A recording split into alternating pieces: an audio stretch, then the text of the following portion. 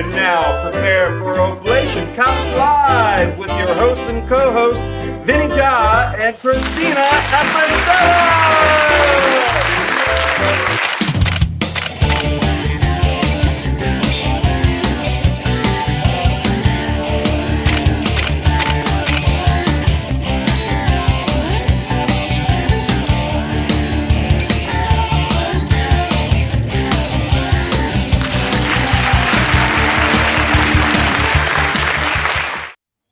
All right, can you guys hear me? Can everyone hear me? Yes. Now you can hear me. Okay, what a disaster that was. I'll tell you, I don't know who messes with my stuff, but every time I sign on, my settings are all messed up. Actually? Yeah. So sorry we're late, but it is what it is, I guess. We got a great show for you guys today. How are you doing, Christina? Good, how are you? I'm doing good. I had a whole bit set up, but we're going to skip that since we're 13 minutes late. Well, you had a good week? Yeah. Okay, good. Nothing crazy happened to you today or this week? No. Well, if you're just joining us, this is the show where we kind of talk about what we're reading, what we're watching, and all that kind of stuff, while also keeping you updated on my project Arbiter and all the new cool things we're doing. So if you're just joining us, welcome. And so, Christina, what have you read this week? You read anything? I picked up a few, shonen, mangas, Nice. I read a manga for the first time in a long time as well. What was it? Mine was called Dogs Rid. It's DOGDES. Something. It's a hockey manga. Wait, actually? Yeah, it is. It was pretty good. I only read the first volume. There's 200 something chapters out right now. I'm only in chapter 10, and it's interesting. I like it because it is a manga hockey, so it's over the top kind of hockey play. The main character's name is Ro, and he or Rao, ROU, I don't know how you pronounce that, but he was a Olympic level figure skater, and he got banned for life as a figure skater because he had a mental breakdown or whatever. And so then he couldn't do that anymore. So he pretty much gets swindled into this low budget, going nowhere hockey team. And he doesn't know anything about hockey. Doesn't know the rules. He doesn't know any. So he's He's learning. just jumping over people. Pretty much, yeah. He's doing his moves. So it's a little. At least the first volume was a little goofy, but I think it's setting up to actually, hockey tournaments, teams, and all that kind of cool stuff. So I'm gonna stick with it, but it's pretty fun. The art was very, sharp. That's the word I'm looking for. It's very sharp lines, very easy to follow. Some of the hockey scenes are pretty cool. That's good for the sports one. Yeah. So what about you? I was reading The Martial King, which I actually like the art, and the story is pretty interesting. And it's about this guy, and he's it's set in Western, whatever, and he his dad was the biggest outlaw or whatever, and he kills his dad because he wants to be the marshal, and then he enrolls in a martial school. So there's a school. I like the art. I'm here for the art. Yeah. And then I was also reading Sakamoto Days or whatever. Oh, is that good? I heard about that. It's good. I like it. I only read 2 volumes, so. Okay, well, that's a good bit. Nice. So you know what else I read? Check this out. DC. No, you didn't. Yeah. So this is the new big DC Comics event. I'm going to open up some pages so you can look at some of the art. The art's really good in this. So are you familiar with what's going on here with DC Comics? Should I do a quick rundown of what's going on? Yeah, a quick one. Okay. For everyone. Yeah, for the folks at home that might not know. All right. So I don't know if you can see Superman and like this is a new dimension that he's in with like all these giants. All right, I'll show you more pictures. But all right, so basically, there's a lead up to this event. So if you're unfamiliar, DC goes through like multiple. The way structure of the American comic book industry is they go from basically big event to big event to big event. That's kind of how the narrative structure is, as opposed to like a manga, which maybe we'll talk about later, the differences. But so leading up to this event, you had this in 2024. It was called Absolute Power, and basically Amanda Waller took or distorted all the superhero superpowers with like failsafe, Batman's creation, and so she pretty much dismantled all the superheroes. That led to sealing off like the multiverse, so like there was no access to any of the multiverse or anything like that, and then yeah, so then they defeated Amanda Waller, and then like they had like all the superheroes and supervillains in the Justice League. Like everyone was pretty much a Justice League member because like we have to unite against all that kind of stuff. Now during that time, Darkseid shows up and basically kind of blows himself up like randomly. He shows up with all the superheroes. They have a big fight, and Darkseid pretty much explodes. And then everyone's like, "We won." That was kind of weird. So what happened is, and it's kind of explained in this. So there's two forms of energy in the DC universe, like primal forms. There's the alpha energy, which is like creation. It's kind of chaotic. And then there's the omega energy, which is basically destruction. It's like, end, basically. And so these two energies have like, I guess, a champion. Darkseid became the omega energy champion. Like he is now like basically a god. He can control, he could create a whole universe, which is the absolute universe. Mhm. All those tiles is the universe that Darkseid created. And so he is like the champion of omega energy. He's, the most powerful being in the universe, I guess, Mhm. the multiverse. So this event is basically KO means King Omega, not knockout. All right, so I yeah, thought it was maybe they're doing like a well, play they're on doing it. both. Yeah, it's a play Okay. on. But so basically, what happens is there's a tournament of who's going to be the new champion of King or the King Omega, who's going to take on the Omega energy and fight Darkseid. So the basic premise is Darkseid's in the future and he's working his way towards the present. So he's conquered. He's already won. And so now in the present, there needs to be a champion of the Omega energy to fight Darkseid. But the Omega energy has to choose someone who's willing to, do the hard things. And, it needs to be a new Darkseid, essentially. And so all these heroes and some villains are in this extra dimensional timeline or plane of existence to try to beat each other up to get the new Omega energy. And that's basically the premise. That's the setup. And there's a tournament structure to it. You want to look at the tournament structure? I do. All right. Well, you know what? I might be able to. No, I'll just shoot. I don't think I have it pulled up. All right. So I will try to find a better picture, but this is the bracket. I'll just look it up on the internet and try to find a better picture here. But there is a spoiler. Do you want to know a spoiler? Mm-hmm. Yeah. All right. It's on the bracket itself. I'm not going to say anything. You're going to just have to take a look once I pull it up here. Where is it? Something big happens in the very first issue. Okay, so it's in the first one. Yeah. Dang it, there's no good picture of. Oh, I know what I could do. Let's try this here. Just bear with me while I pull it up so everyone can see this. Oh, can't do that either. Bummer. All right, so here's what we're gonna do. We're gonna go in close. There's no good picture.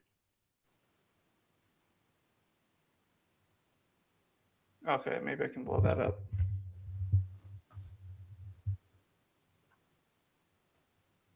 All right, I'm gonna share my screen.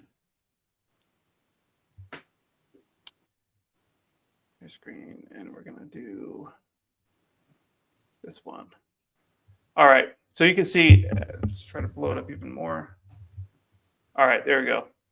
This is the bracket here. So on the top left, you have Superman versus Giganta.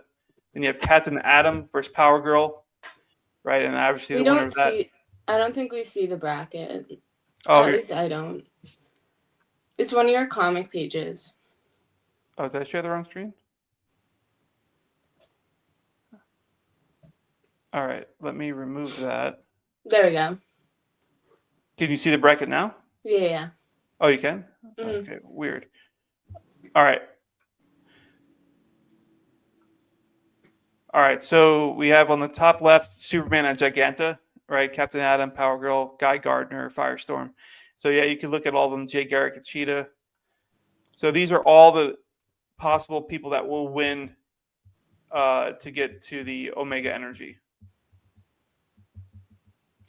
And I'm going to tell you right now, I think the person that's going to win is not even on this bracket. I think something's going to happen to where none of these people are going to be the winner. That's really? Yeah. It's not going too well. Well, you want to know the spoiler? Yeah. Okay, spoiler. Okay, so guys, if you don't want to know what happens in the first issue, you can just skip ahead. But somewhere over here gets knocked out in the first issue. Do you see my mouse? Yeah. Do you see who it's over? Yeah. I'm sorry, Christina.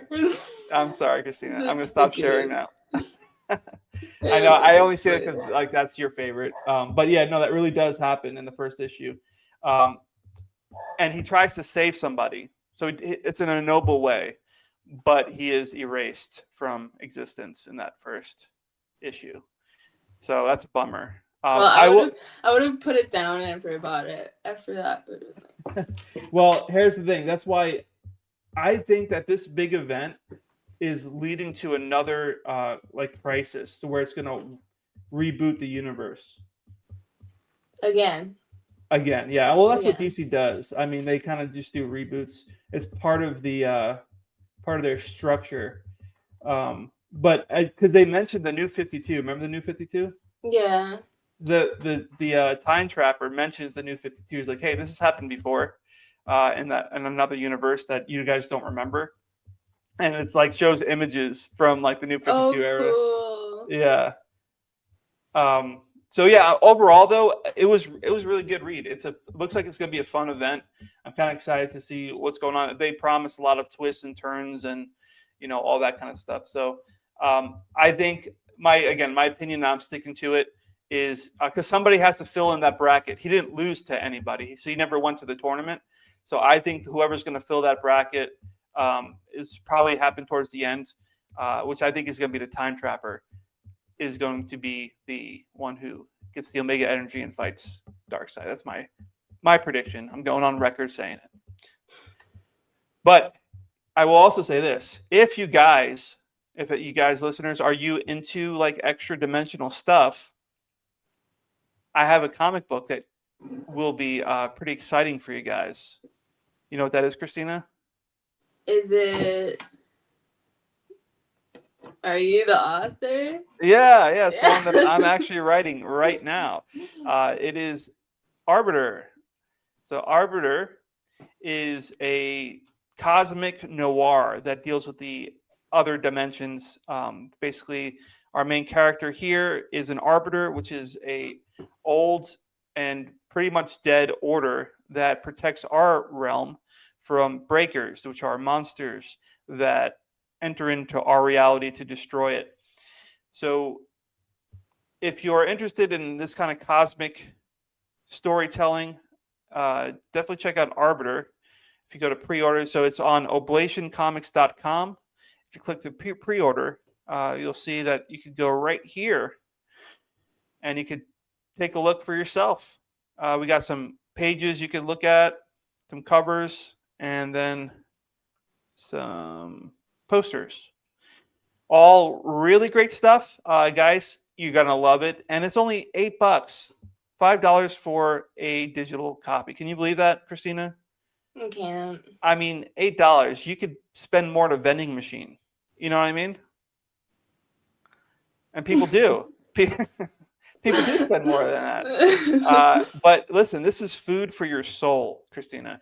And that's what stories are. They're food for the soul. This is going to fill you up, and you're going to want more too at the same time. It's going to be a weird kind of thing. Your soul is going to crave more, but also be satisfied, which is a which is a big claim, Christina. But I'm going to make regardless because I have a microphone, and you guys are listening to my show.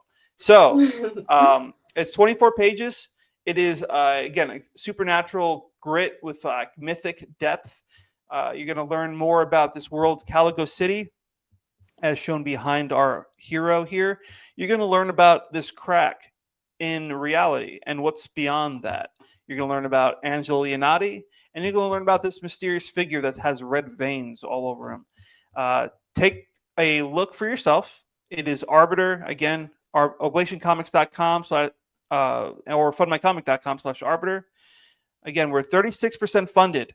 This is pretty good. I want this to be like 50% funded. Guys, can you do that for me? Can you guys make this 50% funded? I think you can. And I think you'll love to, actually. Once you receive this issue, you're going to be looking for the next one, which there will be a next one. There's my pitch. I pitched my heart out. I pitched like a baseball player. So I hope that you guys are intrigued and you guys will love it. So yeah, there's that. Now, Christina, it is almost Halloween season, or it is Halloween season. It's almost Halloween. You got any movies or any kind of spooky stuff you got planned for? I have like a party now that we're going to, so I have to find a costume. You have any idea what you're going to dress up as? No. No idea? No. Okay. Did I tell you what I'm going to dress up as? Was it when you were talking about scaring Ariana? Oh, yeah. So I did mention this. Okay. Well, just in case the folks at home missed that episode, I don't know what episode that was, but here's my idea for Halloween. This is what I'm going to do. I found an old man wig, like, gray hair. And I'm gonna shave, or no, I gotta get a beard. So I'm gonna have to find a beard. So I'm gonna be like an old man. I have raggedy clothes. That was easy, done. I'm gonna look homeless. And I have this katana sword. It's that I'm gonna strap around my back. So here's the idea: on Halloween, I'm gonna wake up early before anybody else is up, dress up in my homeless man attire with the katana. And I'm going to storm into my kid's room like a thunder struck, just like break the door open, and the kid's going to jolt awake. So they're delirious. So they're not going to, they're going to be in and out of sleep. Okay. And I'm going to grab them and shake them. And I'm going to say, this is the last night before the whole world changes. And I'm going to look in like a light so my eyes will be teary, And I just want to come back to this very moment so I can see you one last time. Because the year 2935, whatever, make up a number, everything changes. So if you wake up tomorrow morning, just know that I stopped the apocalypse. And then I'm going to never talk about it. I'm going to go downstairs, breakfast will all be ready, quickly change. And then I forgot the most important part. I'm going to say, make sure you stay in your room till you hear me call you for breakfast. Yeah, so that'll give you some time. All right, yeah. And so, and then when they come down, I'll never talk about it. I'll take this to my grave, Christina, unless they watch this video. Crying? Then I'm like, what are you guys talking about? This is for, But then here's the thing: when they wake up tomorrow, I'm going to be a hero. They're going to look at me washing dishes one day. And they're like, my dad stopped the apocalypse. That's why we're all here. He saved the world. So that's what I'm going to do for Halloween. I think it'll be great. I do have to one-up it next year. I'll figure that out when that time comes. But maybe I'll have a revisit. I got the date wrong. It was this time. So yeah, I'm excited about that. It'll be great. I'll take it to my grave unless they watch this video, of course. You could hand off the katana. Next time. Right. until they realize it's dull and fake, and then Yeah. there's no way to stop the apocalypse with this thing. Although some people think that dull knives are more dangerous than sharp knives. That's an idea floating around. And you know why people think that? Why? Because people tried cutting vegetables with dull knives, Mm-hmm. and they cut themselves because they use more like pressure, and so it slips, and then they end up cutting themselves. But when you're in a battle, Christina, with a katana, you don't want a dull knife. Like, you don't want a dull blade. You want a sharp one. Yeah, you want a sharp one. Because ultimately, sharp blades are, and in fact, more dangerous than dull blades. So don't believe the rumors, Sure. okay? And I realized talking to people like this, people who think that brown cows produce chocolate milk, that they, in fact, just listen to things and repeat them. Like, there's no filter. There's no, like, things will go in the ear and then out their mouth. And he's like, yeah, brown cows make chocolate milk. Dull knives are more dangerous than sharp knives. And I think that's a real problem that I think we need to solve. I think it's our duty, Christina, you and me, with this show, to make it so that people, when they at least speak things, they speak things that are true, even if there's no filter through their mind, at least, you know what I mean? So we should speak truth. Yeah, and with, for sure. With that being said, I totally lost my train of thought. I was on a roll with something, and I had a point that I was going to make. I was like, where are you going with this? Now I'll leave you all in suspense. Maybe it'll come to me next week. But you know what else I read, though, Christina, that I liked? Look at this. This is Spider-Man and Wolverine. What? Team up. Yeah. So this is issue, 6. And I have all of them, issue 1 through 6. Oh, you like them, huh? I do, and I'll tell you why. So the art in this is what really sold me on it. This is like Todd McFarlane art, or at least, a good representation of Todd McFarlane. But also, it reminds me of, have you ever played Marvel vs. Capcom 2, particularly? It was like a fighting game. It's probably before your time. But it was really, really fun. It was like childhood. But look at this Wolverine. Oh. I mean, the art is great. There's the art looks really good. There's really good Spider-Man, Todd McFarlane-esque panels in here too. Let's try to find one. Oh yeah, here's one. So you see how his body, like, look at his body. Like, that's a great Spider-Man pose. Like, if you're doing Spider-Man, you have to draw him like, not human. Like, no human can do that formation. Trust me, I tried. But yeah, the way that Spider-Man's been drawn recently, Wolverine die in Marvel? Probably. I think he died multiple times. I haven't read it. So, okay, my history with Marvel is I grew up a Marvel. Just died. Did he? Are you reading Marvel? Do you know? I have no idea. No. Oh, you were just doing what I was just talking about. You're hearing something, you're just saying things. So here's what my relationship with Marvel is. I grew up as a Marvel fanboy as a kid. Like, that's the only thing that I cared about. I didn't know anything about DC as a kid. And it was like that way for a while, up until Avengers versus X-Men back in, like, what was that? 2010, I think, probably around there. And after that, Marvel took a turn, and I don't know what was going on. Nothing from like 2010, in my opinion, I'll just say my opinion, has been worth reading, other than like maybe a few like miniseries and like other titles within that time. But this one caught my attention because as a kid, Spider-Man and Wolverine were my favorite. So it's nostalgic, and the art was too good to pass up. So I'm liking it. The story is not great.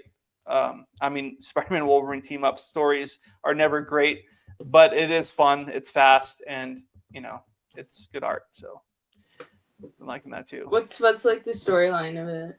Well, so I thought this was a mini series, but apparently it's an ongoing, because I was surprised to see in issue 6.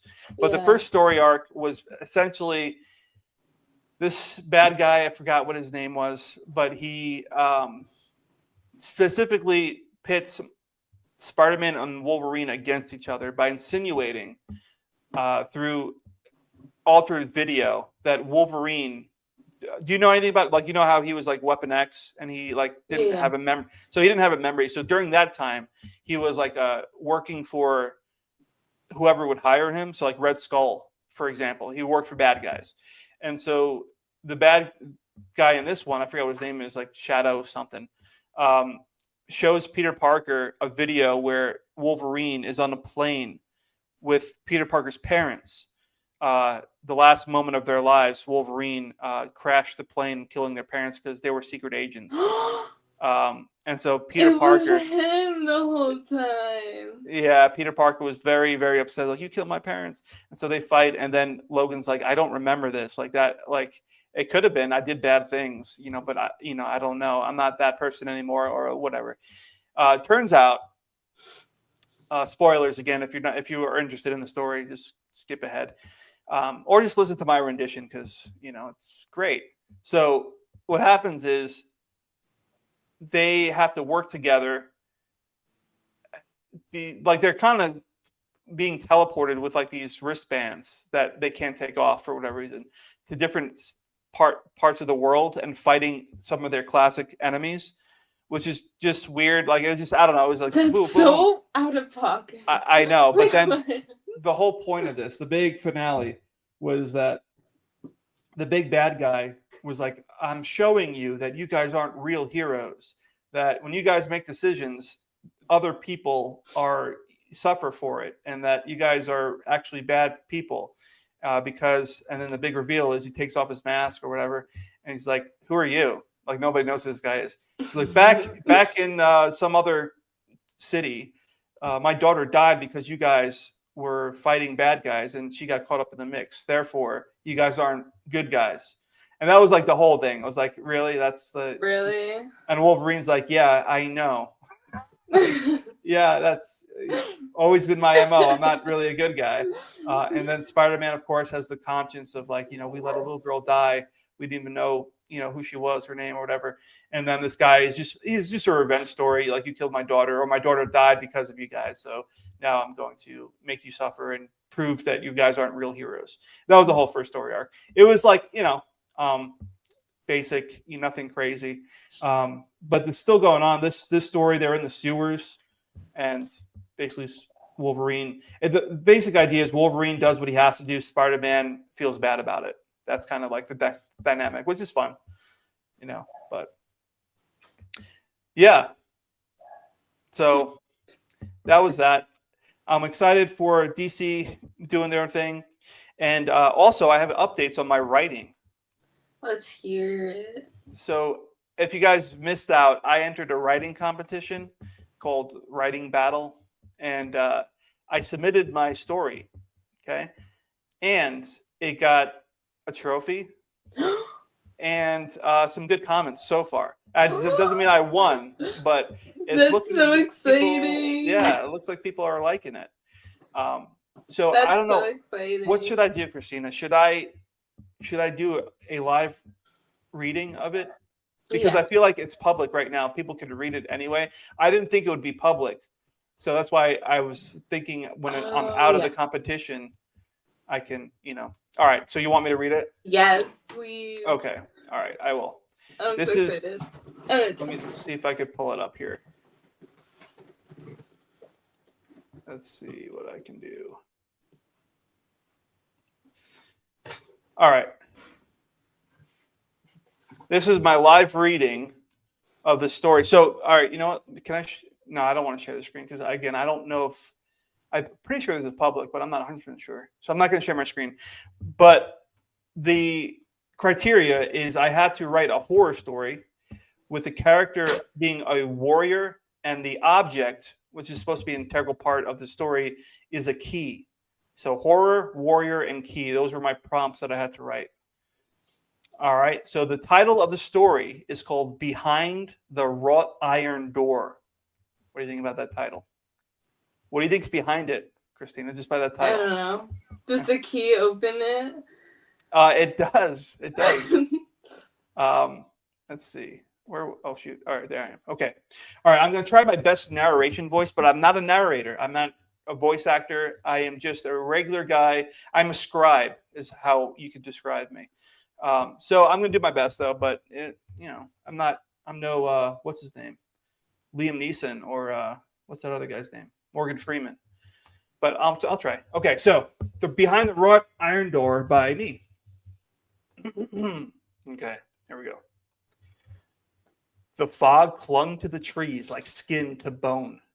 Sir Aldrich rode alone that night. Beneath the damp weight, his armor dulled by years of tireless wear. The crest on his cloak a ghost of gold. The manor surfaced from the myths. Black stone, windows, crooked as if healed wrong, panes that did not blink. He had read his letter twice. He had read her letter twice before burning it. My husband is not himself. He is locked behind the iron door and screams through the night. Please, come quickly. The lines veered, jagged and unrepentant, as if the woman's hand had been pushed mid-sentence by something. No seal, no coin, pure desperation. He dismounted, boots sinking into the wet earth, each step swallowed by the ground. The air smelled of rot, sweet turned sour, like a butcher's floor in the summer. No birds, no wind, only the hush of a house as stagnant as a murky pond. As he neared the steps, his horse screamed and bolted towards the mist. Damn horse, Aldrich murmured. Behind him, the door sighed open on its own. She stood there in the foyer, barefoot and trembling. Her nightgown clung like a second skin, stained with something dark. Her eyes were wide, too wide. And when she spoke, her lips moved first, sound catching up a heartbeat later. You came, she whispered, voice as thin as thread. Aldrich crossed the threshold with a weary conviction of a man who vowed to help the helpless. He's still alive, she said. Her smile appeared and stopped short of her eyes. She turned and moved deeper into the house, and he followed. The manor was in ruin. Furniture lay overturned like failed barricades. Walls were gouged deep with long strips of wallpaper peeled and curled, revealing bruised wood beneath. A trail of dark smears led down the hall and ended at the wrought iron door. The air here pressed against Aldrich's face, humid, close, like the inside of a mouth. It's locked, she said, voice rising to a child's pitch. I hear him every night screaming and making noises, wet noises like chewing. He studied the door. Something settled behind it, a shadow refolding. His hands moved towards the sword, then stopped. You said it's locked. She nodded unnaturally fast, as if her head was loosened from her neck. Can it open?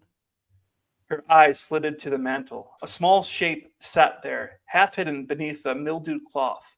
Aldrich crossed the room slowly, boots creaking on warped boards. He pulled back the fabric. A key. Iron, old, its teeth jagged and black at the edges. It glistened with something viscous, heavier than iron should be. You had this the whole time, he said. She didn't answer. You could have opened the door yourself.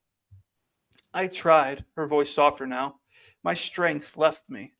She took a half step closer, her breath like rot. Some things are just too weighty. Aldrich glanced at the door. A thump came from within, once, as if a head had rolled to the floor. His fingers tightened around the key. Every road he had taken to this place ran through his mind. The oath formed at the pyre. The years of arriving just in time or just too late. The laughter of other men who rested while he rode on. This did not feel like a rescue. Behind him, her smile thinned and lengthened. The room seemed to lean. The house listened. He stopped at the door. He stepped to the door.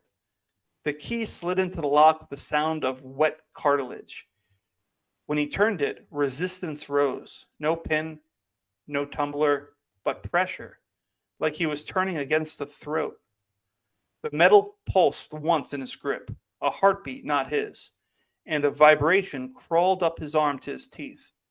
Then it gave way. The lock clicked. The door exhaled, and the woman drew back in shadow. Aldrich pushed the door open. The smell hit first. It was humid, cloying stench of meat and bile, thick enough to chew. The chamber was dark, save for a single lantern guttering on the far wall. Bodies, 4, maybe 5, limbs tangled, torsos opened like overripe fruit. I don't know. This is gonna be. Well, it's a little violent, guys. So I probably shouldn't mention that. Anyway, continue. One twitched. Another made a sound like straw pulling from the straw pulling the last from a cup. Blood had pooled and congealed, soaking into the wood. And in the center, crouched something.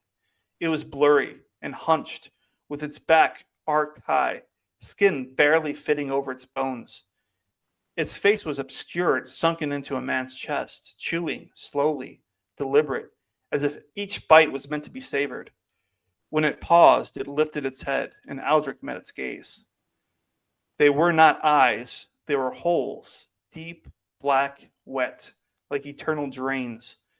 Its mouth widened. It did not bear teeth. It made space for more. Aldrich stepped back, heart hitting his ribs. "What is this?" he breathed. "My husband," the woman said from behind him, her voice smooth now, the tremor gone. "He's full. He'll sleep." Her palm struck his back hard. He stumbles into blood. The door slammed. The key clattered to the floor and then went silent. He spun it and hammered his fist on the iron. "Open it! Open it!" No answer. The thing unfolded behind him. He dragged his sword free, grip slipping. The blade felt long and foolish in the wet room. The creature rose taller than it had any right to be, joints stacking, mouth hinging wider, a soft click deep within, like prayer beads. His vow had carried him through fire and winter and long roads. Now he saw the altar it led him to. Outside the door, the woman hummed a romantic tune and swayed down the hall. "One more soul," she whispered, fetching another parchment. "My husband is not himself," she began to write. The lines veered jagged and unrepentant, as if the woman's hand had been pushed mid-sentence by something leaning close. The fog crowded the windows until the glass sweated. The lantern flame coughed and went out. The end. No. Did he survive? No. Oh, he was such a good guy. Yeah, well, that's why I chose a knight to be the protagonist here. That was really good. Thank you. Your descriptions are really good. I appreciate that. Yeah, so that's that's what I submitted, and so when I was writing this, I'm not like I haven't really wrote much horror, and so when I was like, I'm thinking, how do you write it? And it's all about making the reader feel something. You know, like you want the reader to actually be there. So I tried to use more of like congealed. I have a thesaurus. Yeah. So I'm like, thesauruses are great because they list everything and like what word invokes the best image. You know, so that was one of the words that because I don't use that word, you know, congealed in my normal speech. But when I looked at the thesaurus, I'm like, you know what? That's a great word. It makes me feel something. Like I can, you know, so that's pretty much how I wrote it. Is I just had a thesaurus. I'm like kind of scrolling through, like, okay, this is the best. This invokes the best image for that, you know. So, but yeah, I'm pretty excited about it. So good. Yeah, a lot of people are liking it. So, we actually have a comment to show here. Is this show live? The Hustle Show 7. Yes, we are live right now. Thank you for joining. Welcome to Oblation Comics Live. Hope you enjoy the show. So yeah, the schedule for the competition ends in November. So I'll know. It goes through several rounds, like a tournament arc. Mm-hmm. I'll go through several rounds, and whenever I proceed to the next round, they'll let me know. Or if I lose or whatever, they'll let me know that too. Do you have to write a new story each round? No. That's the one story that is going to take me through, hopefully, till the end. But yeah, so there's another tournament coming up. I think at the end of this month. I don't think I'm going to do that one because it's a lot. I'm working 50 hours a week. I got a wife and kids. We're doing this show, making the comic book. And so when I was writing that, you only have 6 days to write it. And so I was literally up all night for all 6 days trying to write it. And so I don't think I'm going to be able to do that again. But it was a lot of fun. I had a great time doing it. And like I said, I hope that it wins. Like, because I do get money out of it if it does win. I'm looking at it as if it's like a win-win situation already, because 1, if I do win, I get money. 2, if I lose, I still get good feedback on like, hey, you can make this better, and I'll become a better writer. So is it like judges, or do people like vote for it? No, it is judges. So like the people judging are published authors. And in fact, if I do win, that story does get published. And so I can officially say I am a published author, guys. And I'm the whole point of me doing this, honestly, is if that happens, I'm using it for more promotion for my comic book. Just look, I'm a published author. I won awards, by my comic book, because it's going to be good, which it is. Even if I don't win that, it's still going to be really good. Because Be really good. But yeah, so that's exciting. And like I said, the trophies are like kind of only happen in the first few rounds, and then you kind of just keep them through the series. So I got one. It was a trophy for pacing. The pacing. Whatever judge read my story, they don't tell me who, but they liked my pacing. So thank you. If you're watching this, thank you. But So yeah, that is my update on that. And so we do have a few minutes left, and I was thinking about something here. You want to know what I was thinking about? Because I'm reading DCKO, right? And Marvel is also doing their own event. I'm not really up to date on Marvel. Like I said, the last event I read was Avengers vs. X-Men. But there are like differences in DC events and Marvel events. I think that Marvel should do like a reboot like DC does. What do you think about that? Yeah, because I feel like what they do is they just like remake their characters, but they're completely different. Yeah, they just have new status quos, right? Yeah. Like it's the same, but just new status quo. I think if Marvel to like do a reboot and start from fresh, that like they would have to do it right. Obviously, you don't want to start issue 1s, and then it suck, right? It has to be good. But I think that would actually benefit Marvel, because despite what the numbers say, like all the sales numbers, which I really don't follow. I'm not an accountant. I don't have stock in this. But according to people who do follow that, Marvel Comics is still making more money than DC. What? But here's the thing. They sell to collectors. Like, more people collect Marvel Comics and do not read them. I'm convinced. I'm fully convinced nobody's reading Marvel Comics. People are collecting them. Whereas DC is actually writing for readers. Like, now, not all DC titles are great. In fact, there's most of them aren't. But there are a lot more good DC titles than there are Marvel. Like, a lot. And DC is writing for readers, whereas Marvel is writing for collectors. I agree. Which a few like things stand out. Like this one, again, the story was a little weak, but the art was really great. The other Marvel comic actually that I'm really liking. They have good artists. Some of them, yeah. But the new Captain America series, I think it's on like issue 3 or 4, I forget. But that one's actually really interesting, and it's got a lot of, I guess, controversy around it. I mean, what doesn't? I mean, everything's controversial. But Chip Zdarsky's writing that one, and I think he's doing something interesting. Like I said, I kind of like it. It's a different version of Captain America. Like, it's not the main world. It's like a different, So it's the same premise. Captain America, Steve Rogers, wakes up in a different time, but this time it's post 9/11. So like it's right after 9/11, or shortly after 9/11. And so we're still in Afghanistan, and all that kind of stuff. And there's a new Captain America, right? Steve Rogers was gone since World War II, and he's still a symbol of freedom and American values, all that kind of stuff. So they kept that going, and so there's a new Captain America who is a post 9/11 Captain America, and he's a good guy, but he's different. Like, he's doesn't trust. Like, he's more brutal. He is more into espionage. Like, because the world has changed, right? The world's changed. It's not what it was like before World War II anymore. And so what Chip Zdarsky is doing is putting those two Captain Americas together. The idealistic pre-World War II, patriotic Captain America versus this one. And he's recognizing that something changed. Something, we're not the same that we were, and Steve Rogers has to come to this realization of like, I can't operate the way I used to, or can I? Like, did the world go crazy? Am I crazy? He's like literally a man out of time, but it's not in the sense that he was before. This is in more of like a philosophical sense of like, how does that kind of person morally operate in this type of world, on a moral level. And I don't know, I thought it was really good. The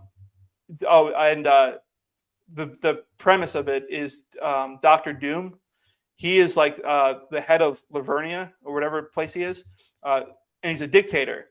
And so Captain America just woke up fighting Hitler, right? Like, and now basically Dr. Doom is another version of that. So he's thinking, nothing's changed. We're back the same. But like with all the politics, he can't just go in there and take it down another, Hitler or whatever. And this time, Dr. Doom is way more savvy, and he, is using Captain America's freedom as like, look what I provided to my people, even though like they're not free, but they're prospering. There's money, they're, whatever. And so things are just a little more complicated. I think Chip Zdarsky is doing a good job, like toting the line with politics, not being like overly one side or the other side. He's just kind of showing you the playing field. And so I've been liking it. It's been cool. It's something to think about. I like how there's like some thought. Yeah, or exactly. There's some thought. Not like a bracelet. Unlike this, where it's just like, you guys aren't real heroes, says the guy that's, killing people. There's actually some thought to it. Now, I should say, unlike that, I do enjoy this comic book, but yeah. So that's pretty much everything I've been reading. I'm going to continue reading that hockey manga because it's fun. And but yeah, so next week probably do the same. I will. Wait, is next week the last Wednesday of the month? No. So all right. So next week I'm going to do a new character reveal for Arbiter. I'll give you a little bit of tease. His name. Oh, should I? Yeah. Oh, all right. His name is Elias. Elias Wren. He doesn't show up in the first issue, but he's going to become one of the main characters. He's got really cool powers. That's not an Arbiter powers. It's a unique thing that's specifically for him. So look forward to that. Elias Wren next week. Cool. All right. With that being said, guys, it's been fun. I don't have the outro video queued up, so we're not going to play it. But I hope you guys have a great week. Christina, I hope you have a great week. And I'll catch you guys. Have a good work day. Oh, it won't be, but thank you.